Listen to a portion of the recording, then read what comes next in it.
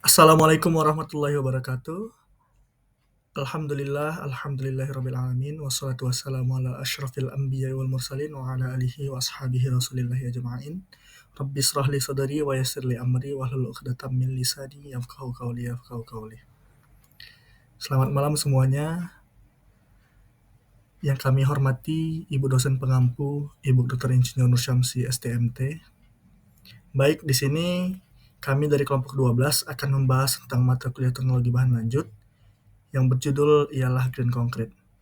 Nah, sebelumnya izinkan kami memperkenalkan diri kami dari kelompok 12. Yang pertama dari saya sendiri ada Aja Muhammad Farid Syahri dengan NIM 210404044, dan juga ada Hendy Haikal Suwandi 210404056, dan juga ada Ega Prabawa Siregar dengan NIM 2104057.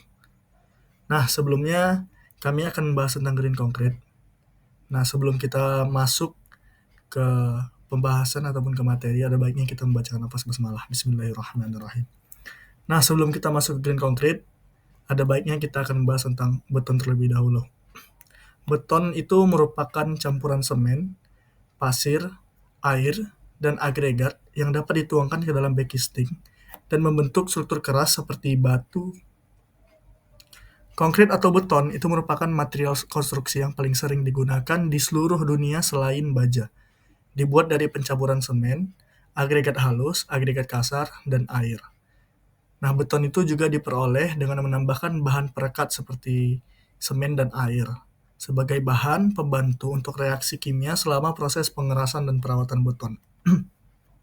Nah, di sini kita akan membahas tentang Green Concrete, di mana Green Concrete yang akan kami bahas ada dari pengertian, terus pengaruh dari Green Concrete, terus ada juga material, di mana material ini terbagi dua ya, yaitu material sebagai bahan pengganti semen seperti fly ash, abus kampadi, silika fume, dan juga semen GGBS. Dan juga ada bahan pengganti agregat seperti limbah kertas, limbah plastik, serbuk kaca, dan lain-lain sebagainya.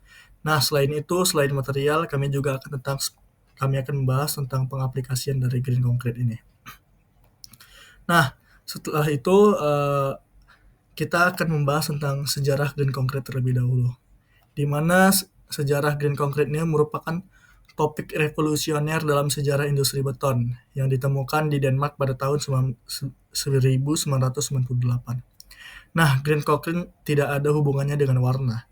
Konsep Green Concrete itu mempertimbangkan setiap aspek dari bahan baku hingga cara memproduksinya. Green Concrete sangat murah untuk diproduksi karena produk limbah yang digunakan sebagai pengganti sebagian semen. Nah, Green Concrete merupakan jenis beton yang menyerupai beton konvensional, tetapi produksi atau penggunaan beton tersebut memerlukan jumlah minimal energi dan tidak membahayakan lingkungan. Asri 2014. Nah, adapun pengertian dari Green Concrete yaitu Green Concrete itu merupakan menjadi salah satu solusi dalam pemanfaatan limbah sebagai bahan dasar material pembuatan beton di masa depan, karena menggunakan bahan yang didaur ulang dari limbah untuk menciptakan terkontrolnya limbah dan mengurangi emisi gas rumah kaca di Indonesia. Karena semakin banyaknya kita hidup di dunia, maka semakin banyaknya limbah. Dari sini kita memanfaatkan limbah sehingga Green Concrete ini dapat kita gunakan semaksimal mungkin sehingga lingkungan itu menjadi semakin baik ke depannya. Nah, ada nih pengaruh dari Green Concrete, di mana tingginya CO2 yang terlepas ke atmosfer pada proses produksi semen dan pada kegiatan penambahan pasir berpotensi merusak ekosistem sungai dan menimbulkan bencana bagi lingkungan sekitar. Maka, upaya yang dilakukan untuk mengatasi bahan penyusun beton yang tidak ramah lingkungan dengan menciptakan beton ramah lingkungan. Inilah yang disebut dengan Green Concrete. Green Concrete ini diharapkan nantinya dapat diaplikasikan pada pembangunan dan dapat digunakan secara massal di Indonesia. Jika tidak dikelola dengan baik, proyek konstruksi dapat menjadi pengguna sumber daya alam yang dapat menghasilkan limbah dan mengkonsumsi energi dalam jumlah besar. Oleh karena itu, pengelolaan pembangunan yang berwawasan ekologis untuk meminimalisir dampak negatif terhadap lingkungan.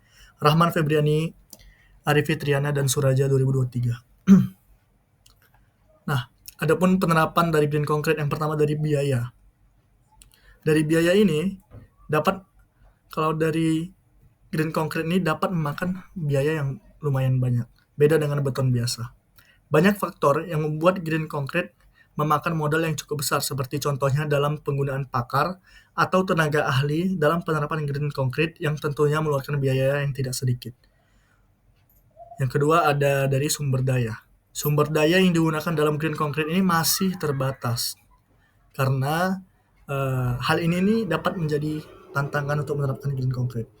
Perlu adanya inovasi baru terhadap material-material alternatif lain, sehingga kita dapat menjaga ketersediaan yang berkelanjutan agar kebutuhan yang berkelanjutan green concrete ini dapat dipenuhi.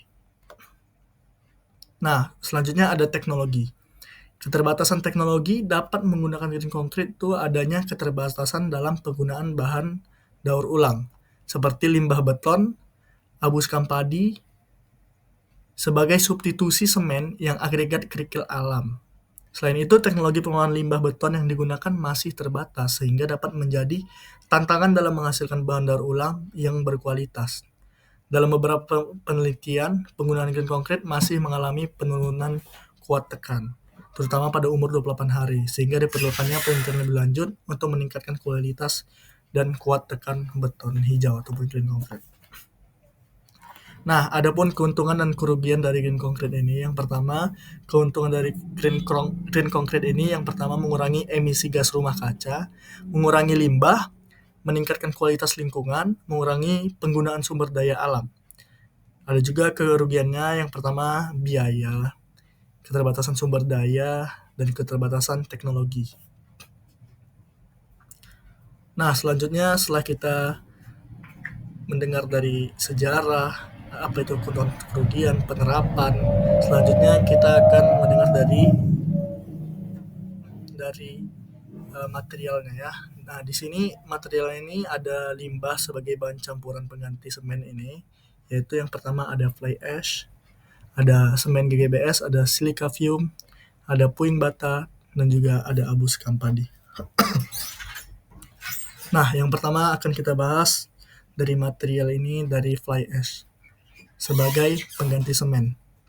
Nah, fly ash dan bottom ash atau yang lebih sering disingkat dengan faba adalah material sisa dari proses pembakaran batu bara.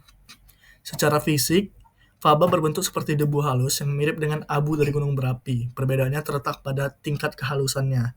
Tekstur faba sedikit lebih halus jika dibandingkan dengan abu vulkanik. Sedangkan perbedaan antara fly ash dan bottom ash terletak pada ukuran dan karakteristiknya. Walaupun keduanya berasal dari hasil proses pembakaran batu bara, tetapi bottom ash memiliki ukuran yang lebih besar daripada fly ash, yang berukuran lebih halus, sehingga bottom ash disebut sebagai abu yang terendapkan, dan fly ash disebut dengan abu terbang. Nah, adapun komposisi dari fly ash ini dapat kita lihat, fly ash itu merupakan material yang sifatnya pozolanik yang baik. Nah, kandungan fly ash itu sebagian besar terdiri dari ada oksida silika, SiO2, aluminium, Ai2O3, besi, Fe2O3, dan kalsium, CaO, serta potasium, sodium, titanium, dan sulfur dalam jumlah sedikit. Ini dari Nugraha dan Antoni tahun 2007. Nah, di sini dapat kita lihat bahwasanya pada silika oksida itu kita lihat atomnya begini, aluminium oksida dan besi juga kita dapat lihat. Nah, selanjutnya ada keuntungan dan kerugian dari menggunakan fly ash, di mana keuntungan dari fly ash ini bervariasi dalam pengaruh pada campuran beton. Sebelum dapat digunakan, perlu diuji terlebih dahulu dengan semen khusus dan agregat yang digunakan.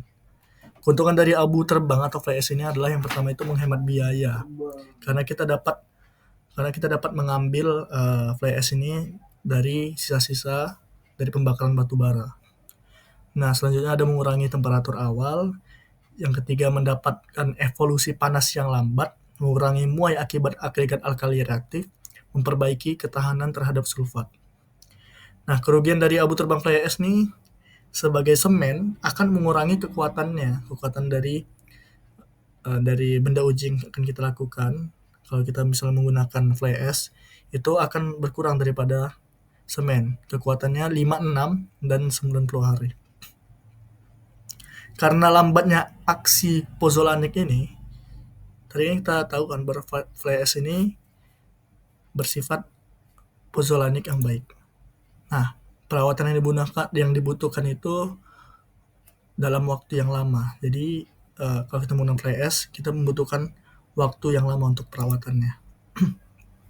Dan selanjutnya ada pengaplikasian dari fly ash, di mana potensi fly ash ini dalam sektor semen dan material bangunan. Yang pertama, berdasarkan hasil XRF, fly ash tersebut termasuk dalam golongan F. Golongan ini mempunyai sifat pozolanik sehingga membutuhkan tambahan bahan lainnya untuk menjadikannya asementitious.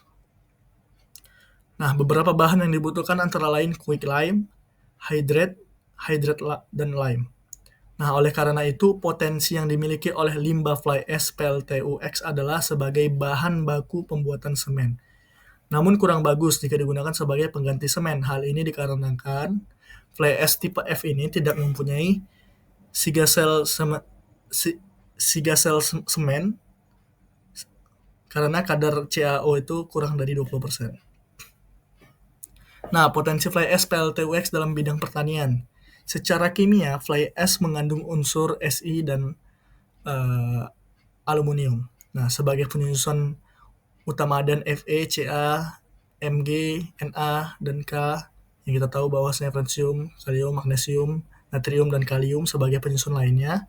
Dalam hasil analisa XRF fly ash dari PLTUX didapatkan bahwa unsur lain selain kalsium dan silika adalah aluminium, magnesium, natrium, kalium, dan lain sebagainya. Meskipun berada dalam konsentrasi yang kecil, beberapa unsur secara kimia, fly ash mengandung unsur silika dan aluminium sebagai penyusun utama dan FeCa, magnesium, natrium, dan kalium sebagai penyusun lainnya.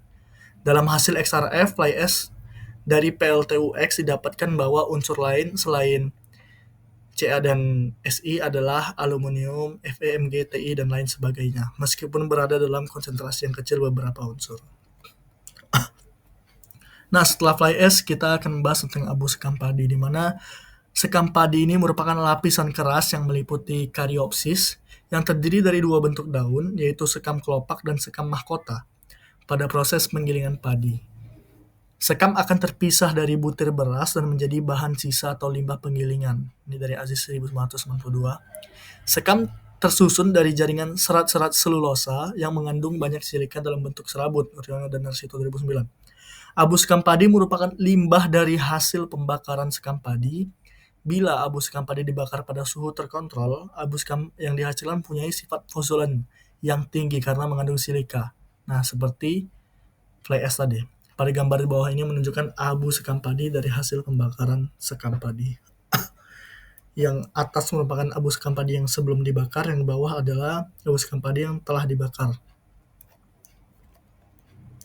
Nah, komposisi dari abu sekam padi ini dapat kita lihat di tabel ya, di mana abu sekam padi dengan komposisi silika yang sangat tinggi tersebut memungkinkan untuk dijadikannya bahan baku alternatif pembuatan beberapa senyawa berbasis silika seperti silika gel dan natrium silikat.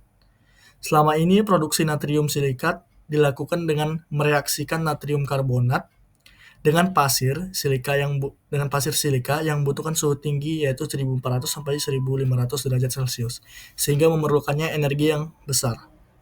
Nah, pemanfaatan abu sekam padi menjadi natrium silikat pada penelitian ini dilakukan dengan mereaksikan silika dalam abu sekam padi dengan larutan NaOH encer pada suhu tinggi. Nah, persamaan reaksi pembentukan natrium silikat dapat kita lihat di bawah ini.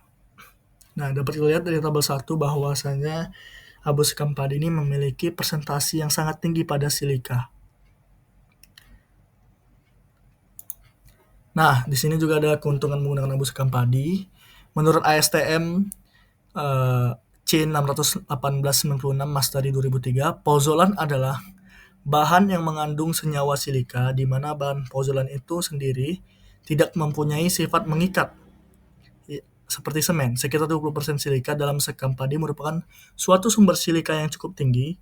Silika dari sekam merupakan saingan dari sumber silika lain seperti pasir, bentonit, dan tanah diatome. Tetapi biasanya silika dari sekam padi mempunyai keuntungan karena jumlah elemen lain ataupun pengotor yang tidak diinginkan adalah sangat sedikit dibandingkan jumlah silikanya. Nah, silika diperoleh dari pembakaran sekam untuk menghasilkan abu atau secara ekstraksi sebagai natrium silikat dengan larutan alkali. Pozolan itu dibagi menjadi dua menurut Djoko Muljoyo 1998. Djokro Dimuljo. Nah, pozolan alam yaitu pozolan yang terdapat di alam seperti abu vulkanis. Pozolan buatan yaitu pozolan yang terdapat hasil pembakaran tanah liat, pembakaran batu bara berupa abu terbang seperti fly ash dan abu sekam padi. Nah, jadi fly ash dan abu sekam padi termasuk pozolan buatan. Nah, adapun kerugian dari abu sekam padi itu kekuatan awalnya rendah. Nah, pada awalnya beton dengan abu sekam padi mungkin memiliki kekuatan yang sedikit lebih rendah dibandingkan beton konvensional. Terus yang kedua, variabilitas kualitas. Kualitas abu sekam padi dapat bervariasi tergantung pada jenis padi dan proses pengolahan. Terus juga ada pengaruh terhadap lingkungan, karena ketahanan terhadap lingkungan seperti serangan kimia atau cuaca ekstrem dapat berbeda. Terus ada risiko retak, ada proses pengerjaan, dan juga ada pengaturan waktu. Nah, dan juga ada pengaplikasian abu sekam padi, di mana abu sekam mengandung komposisi kimia yang dapat digunakan dalam peningkatan mutu beton. Kandungan tersebut berupa silika yang cukup banyak, dan bila tercampur dengan semen, maka dapat menghasilkan kekuatan yang meningkat dari sebelumnya. Di mana jumlah ketersediaan sekam padi yang melimpah dapat mudah untuk didapatkan, dikarenakan sebagian besar untuk Indonesia mengkonsumsi beras. Dan di tahap penggilingan padi ini menghasilkan sekam padi dan kemudian diproses kembali lagi agar menjadi abu sekam padi. Baik, untuk presentasi selanjutnya akan dilakukan oleh teman kita Iga Pranowo Siregar. Terima kasih. Jadi selanjutnya ini ada silika foam. Jadi ada standar dan spesifikasi silika foam ini, itu ASTM C61886, yaitu silika foam merupakan bahan yang mengandung SiO2 lebih besar dari 85% dan merupakan bahan yang sangat halus, berbentuk bulat dan berdiameter 1/100 diameter semen. Terus ada dari menurut Surbakti, itu silika foam mempunyai peranan penting terhadap pengaruh sifat kimia dan mekanik beton.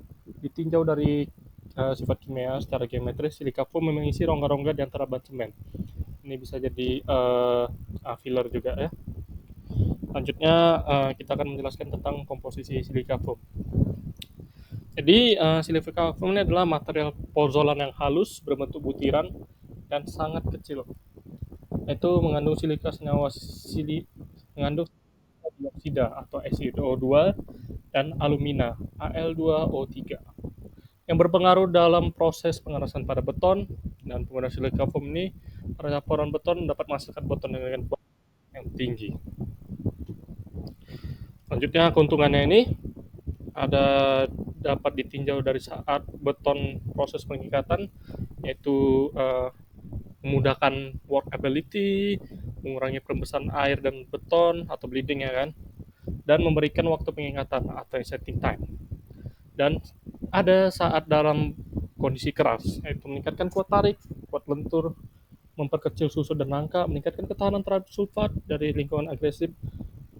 Setelah itu sebagai penetrasi klorida dan permeabilitas lebih kecil dan ketahanan terhadap kausan yang tinggi. Selanjutnya ada kerugiannya. Jadi kerugiannya ini adalah tekstur yang sangat lembut, bahkan mudah terbawa angin.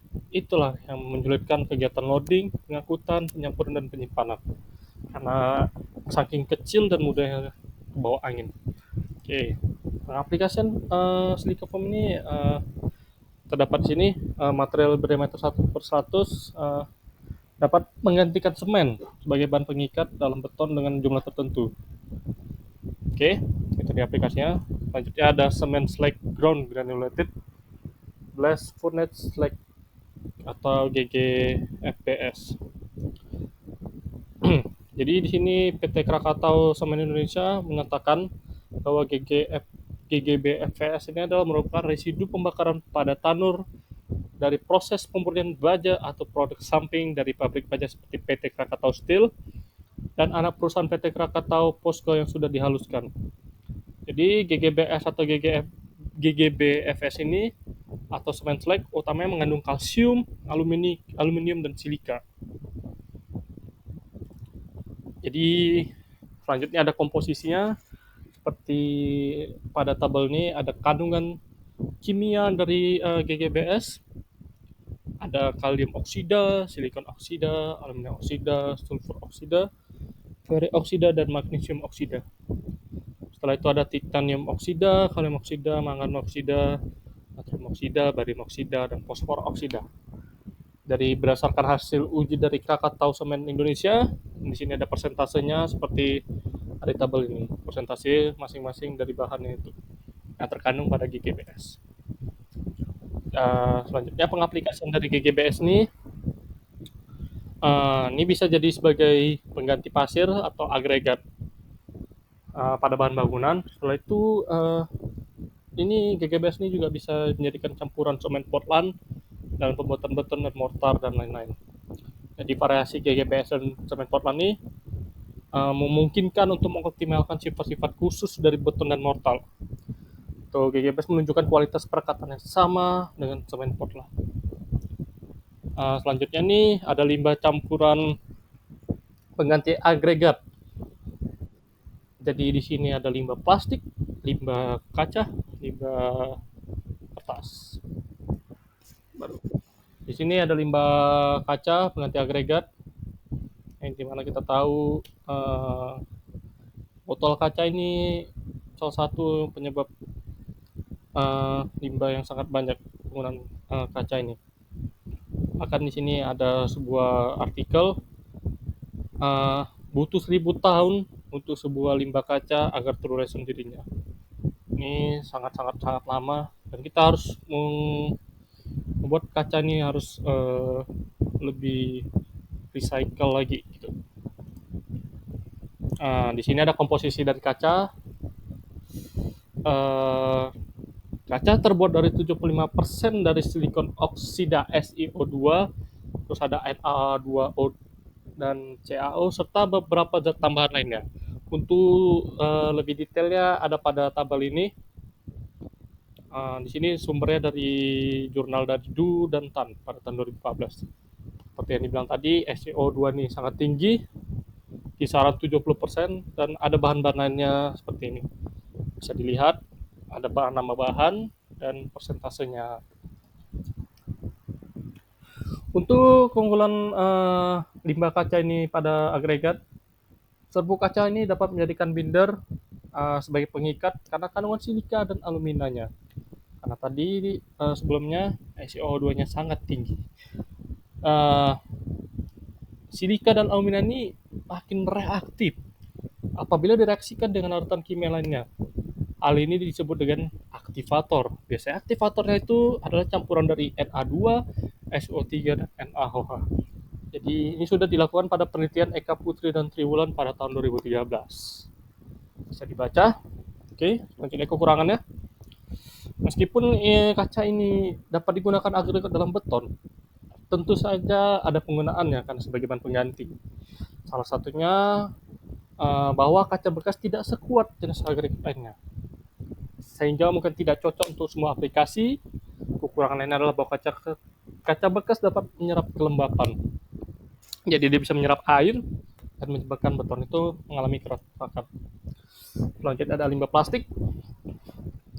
Nah, ini lebih parah dari limbah kaca.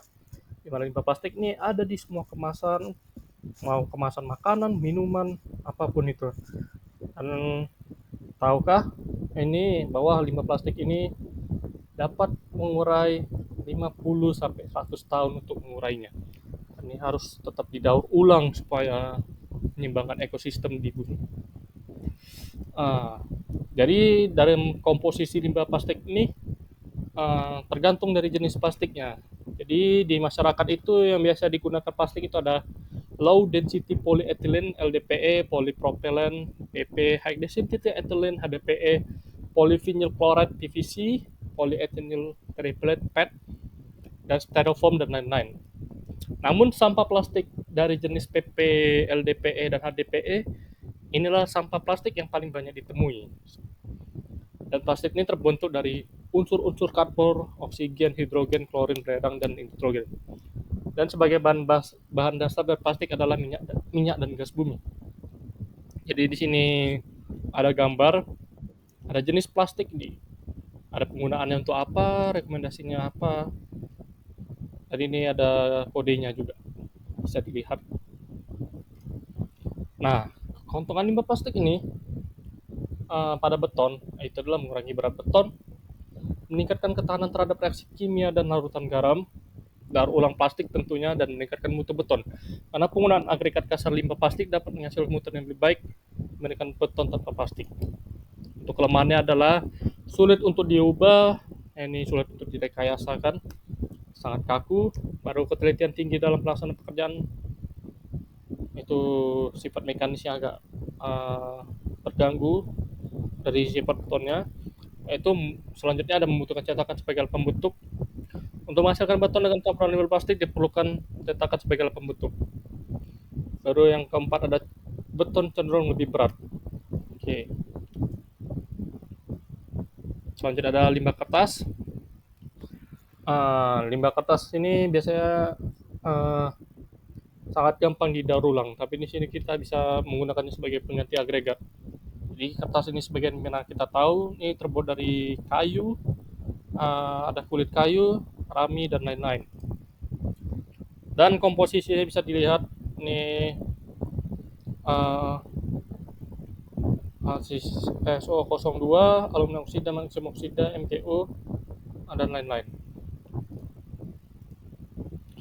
Bisa dilihat dari kelebihannya adalah reduksi berat beton, daur ulang tentunya, dan potensi kuat lentur. Jadi sudah ada penelitiannya.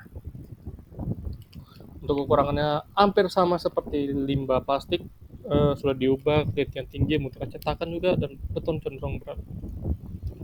Oke, selanjutnya sekian dari saya. Selanjutnya akan saya berikan kepada teman saya. Terima kasih. Nah, perkembangan beton yang semakin pesat tentunya menciptakan teknologi-teknologi baru seperti NSC, Normal Strength Concrete, High Strength Concrete, Ultra High Performance Concrete, dan lain-lain. Nah, dari penerapan green concrete bisa kita terapkan ke teknologi-teknologi baru ini.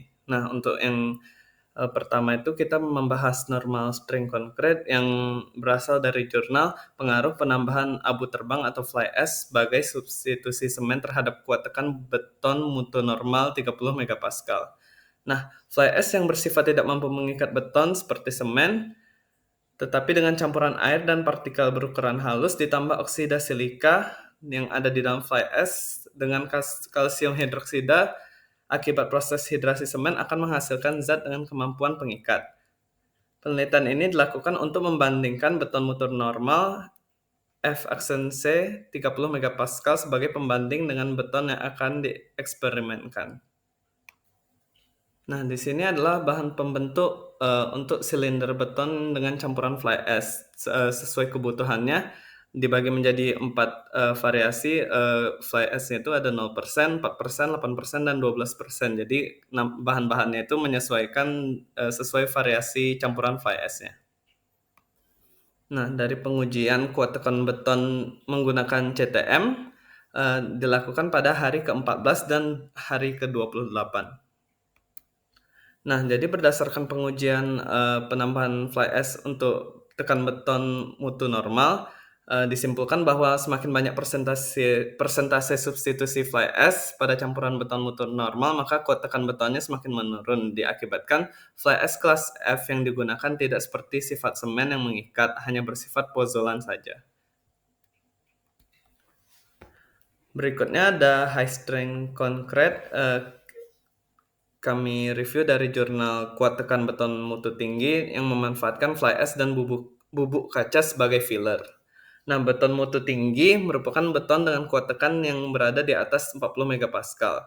Beton mutu tinggi merupakan beton yang butuh perlakuan khusus karena memiliki kemampuan kuat tekan yang tinggi di awal dan mampu mereduksi ukuran kolom yang digunakan dan meningkatkan luasan ruang dan memiliki durabilitas yang tinggi. Nah, di sini ada variasi penggunaan fly ash dan serbuk kacanya dan jumlah sampel serta kode untuk sampelnya. Berikut adalah hasil grafik untuk perbandingan kuat tekan dengan penambahan 5% serbuk kaca dan penambahan 10% serbuk kaca. Nah, berdasarkan pengujian, dapat disimpulkan bahwa beton dengan fly ash 0% dan serbuk kaca 10% memiliki kuat tekan paling tinggi dibandingkan dengan beton yang tambahan fly ash-nya itu 46,77%. Dapat disimpulkan, jadi semakin bertambahnya persentase serbuk kaca, maka kuat tekan betonnya semakin bertambah juga. Nah, selanjutnya ada Ultra High Strength Concrete. Kami review dari jurnal Kuat Tekan Beton Mutu Ultra Tinggi yang menggunakan fly ash juga sebagai substitusi semen dan biji besi sebagai filler dengan agregat maksimum 5 mm dan 10 mm. Nah, kalau Ultra High Strength Concrete merupakan beton yang memiliki kekuatan tekan lebih besar dari 90 megapascal. Nah, dari pengujian untuk Ultra High Strength Concrete dapat dibandingkan dengan yang tabel kiri, yaitu beton mutu ultra tinggi dengan menggunakan fly ash dan biji besi, dan tabel di sebelah kanan tanpa menggunakan fly ash dan biji besi atau beton normal. Jadi dapat dilihat perbandingan kuat tekannya untuk dengan penambahan fly ash dan biji besi, kuat tekannya lebih rendah dibandingkan tanpa menggunakan fly ash dan biji besi, sehingga dapat disimpulkan kuat tekan beton mutu ultra tinggi normal lebih tinggi tanpa adanya tambahan fly ash dan biji besi sebagai fillernya. Selanjutnya ada Ultra High Performance Concrete, yaitu UHPC, di mana menggunakan Portland Cement dengan jumlah yang banyak. Tapi hal ini dapat dikategorikan sebagai produk yang tidak ramah lingkungan. Oleh karena itu muncul alternatif untuk menggunakan silika fume dan fly ash pada campuran UHPC yang diuji pada pengaruh penggunaan fly ash dan silika fume dengan kadar tinggi terhadap kuat tekan Ultra High Performance Concrete. Nah, pada pengujian Ultra High Performance Concrete ini, pada tahap 1 dilakukan pembuatan UHPC dengan mix design yang sudah ada dan diteliti sehingga menghasilkan kekuatan tekan di atas 120 megapascal. Dapat dilihat tabel 1 di mana silika fume, pasir silika 600, pasir silika 300 diberi kode untuk masing-masingnya. Kemudian pada tahap 2 dilakukan substitusi sebagian OPC dengan fly ash tipe C yang berasal dari PLTU Python dari 3 mix design yang memiliki kriteria kekuatan tekan paling tinggi tanpa menggunakan steel fiber. Substitusi OPC dengan fly ash dilakukan sebanyak 30% sampai 40% dengan interval 5% dari berat OPC. Dapat dilihat tabel di bawah merupakan mix design Ultra High Performance Concrete tahap 2. Kemudian tahap 3 digunakan fly ash tipe F yang berasal dari PLTU Tanjung Jati dan fly ash tipe C yang berasal dari PLTU Python. Pada tahap 3 terdapat penambahan pasir silika pan base sebesar 15% dari berat semen ke dalam campuran mix design rencana. Dalam tahap ini dilakukan percobaan terhadap fenomena flash set yang terjadi pada campuran UHPC yang menggunakan fly ash tipe C yang berasal dari PLTU Python. Percobaan dilakukan dengan membuat beton pada mix design rencana. Namun saat proses mencetak beton dalam waktu 30 menit dengan interval waktu 5 menit setelah selesai dicampurkan. Penjelasan yang lebih detail dari mix design tahap 3 dapat dilihat pada tabel 3. Kemudian pada tahap 4 dilakukan penambahan berupa steel fiber pada 3 mix design dari tahap 2 dan tahap 3 sebelumnya yang memiliki kriteria kekuatan tekan paling tinggi untuk menentukan pengaruh penggunaan steel fiber terhadap kekuatan tekan UHPC. Dapat dilihat tabel di bawah merupakan mix design pada tahap 4. Pada pembuatan Ultra High Performance Concrete, tahap 1 digunakan silika fume sebanyak 10-20% dengan interval 5%. Pada proses pembuatan campuran tersebut, metode pencampuran yang dilakukan adalah dengan menggunakan heavy duty mixer merek Aero untuk membuat adonan UHPC. Kemudian pada beton UHPC yang berumur 7 dan 28 hari dilakukan tes kuat tekan. Dapat dilihat pada gambar di bawah merupakan hasil kuat tekan campuran UHPC dengan silika fume, di di mana grafik biru merupakan beton dengan umur 7 hari dan warna oranye untuk umur 28 hari. Pada pembuatan UHPC tahap 2 digunakan silika film sebanyak 20-30% dan fly ash sebanyak 30-40% dengan interval 10% sebagai pengganti OPC. Proses pembuatan campuran dan curing dilakukan sama seperti pada tahap 1. Hasil kuat tekannya dapat dilihat pada gambar di bawah. Kemudian untuk pembuatan UHPC tahap 3 menggunakan fly ash yang berbeda, yaitu fly ash tipe C dan F, serta penambahan pasir silika B sebanyak 15% dari berat semen.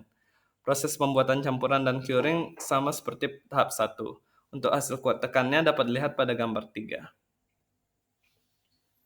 Flash set yang terjadi pada beton FAC301 diamati dengan pengujian berupa pencetakan beton selama 30 menit dengan interval 5 menit dan kemudian akan dites kekuatan tekan pada umur 7 hari pada setiap interval waktu. Hasil dari pencetakan pada setiap waktu dapat dilihat pada gambar di bawah dan data kuat tekan yang dihasilkan dapat dilihat pada tabel 5. Nah, pada pembuatan UHPC tahap 4 dilakukan penambahan steel fiber sebanyak 1% dari volume total campuran. Proses pencampuran dan curing sama seperti sebelumnya. Untuk hasil kuat tekannya dapat dilihat pada grafik di bawah. Penggunaan steel fiber dengan kadar yang lebih rendah tidak akan berdampak signifikan terhadap kekuatan tekan UHPC seperti yang tertera pada tabel di bawah. Sedangkan penggunaan steel fiber dengan kadar lebih tinggi akan menyebabkan terjadinya bowling atau menggumpalnya steel fiber dalam campuran yang dibuat. Dapat dilihat pada gambar di bawah merupakan hasil flow table test pada pasta UHPC, di mana pada gambar di bawah menjelaskan besar diameter dari pengetesan flow table test pada pasta UHPC. Nilai flow table yang dihasilkan dibuat pada range 16-20 cm agar beton tidak terlalu kental ataupun encer, agar dapat dicetak dan tidak mengalami bleeding. Hasil flow table yang didapat sebesar 16-20 cm ini didapat dengan menggunakan W per cm sebesar 0,15 dan SP sebanyak 2% dari berat semen. Nah, campuran dari UHPC menggunakan fly ash sebanyak 30% dan silika film sebanyak 20% dapat membuat UHPC memiliki kekuatan di atas 120 MPa. Kriteria ini dicapai dengan kekuatan maksimum sebesar 126,6 MPa pada umur beton 28 hari. Penggunaan rasio semen dan pasir sebesar 1:1,15 menghasilkan kekuatan tekan yang lebih tinggi dari rasio 1:1,55 karena kadar semen yang tinggi. Kemudian pengaruh penggunaan silika film sebanyak 10-20% bervariasi mengikuti rasio pasir dan semen yang digunakan. Kemudian pengaruh penggunaan fly ash tipe C dan F pada beton menurunkan kekuatan dari kekuatan betonnya.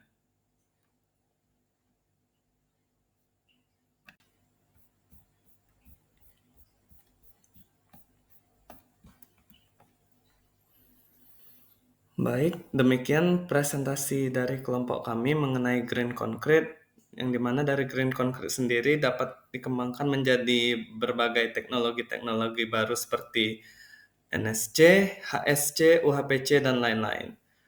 Kami mohon maaf bila terdapat kekurangan, dan kami ucapkan terima kasih. Wassalamualaikum warahmatullahi wabarakatuh.